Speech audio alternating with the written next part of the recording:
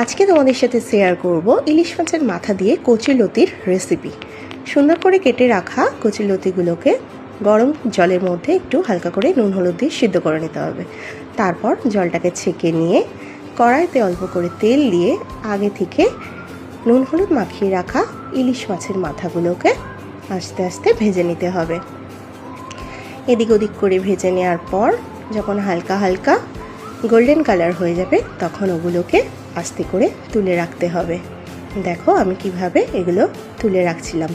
ব্যাস, এগুলো যখন তুলে রাখা হয়ে যাবে তখন কড়াইতে আর সামান্য পরিমাণে তেল দিয়ে তাতে পেঁয়াজ কুচির পর অল্প করে টমেটো কুচি, একটু নাড়াচাড়া করার পর আদা রসুন বাটা, হালকা জিরের গুঁড়ো, হাফ চামচ হলুদ, হাফ চামচ লঙ্কার গুঁড়ো দিয়ে আলতো করে এবং কাঁচা লঙ্কা স্বাদ মতো দিয়ে একটু নাড়াচাড়া করতে হবে।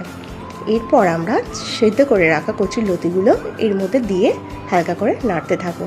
তারপর পরিমাণ মতো নুন এবং স্বাদ মতো একটু সামান্য চিনি দিতে হবে। চিনি দিলে রান্নার স্বাদটা একটু অন্যরকম হয়।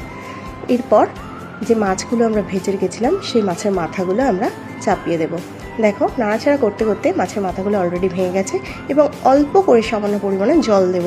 রান্নাটাতে বেশি জল একদমই লাগে না। চাপা দেওয়ার পর একটু নামানোর আগে হালকা করে গরম মশলা দিয়ে দেব। দেখো আমার রান্নাটা প্রায় রেডি। ব্যাস, এবার গরম গরম ভাতের সাথে পরিবেশন করে ফেলো। কেমন হয়?